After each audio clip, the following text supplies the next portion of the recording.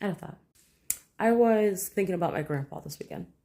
And one thing that I remember my dad telling me about him was he would always say something like, you treat the janitor with respect just like the CEO, right? And I think that's something that people have said, but that's something specifically he said. And that always stuck with me. So I've always walked through any job with respect for any position in the business because each role was so important in order for it to operate, right? When I worked in restaurants, I needed the dishes, and without the dishwasher, I was gonna have to do the dishes. And I would, if it needed to be done, because it needs to be done. And I did before, I've done it before, but each role is critical. So to look down on any type of position almost feels like you're doing so just to inflate your ego a little bit. Yeah? Because what other reason would there be? Can't think of another one. If you look down on another position, then you can be more satisfied with the role that you're in, right? But other than that, what is the purpose on looking down on someone because of the position they've chosen?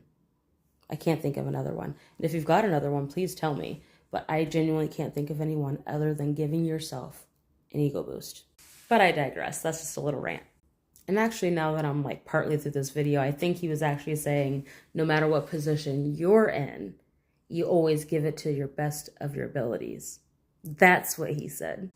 The other one I've heard from other people, and I always took that to heart too. But in what my grandpa was saying, he was saying no matter what role you're in, you treat that with pride. So I have.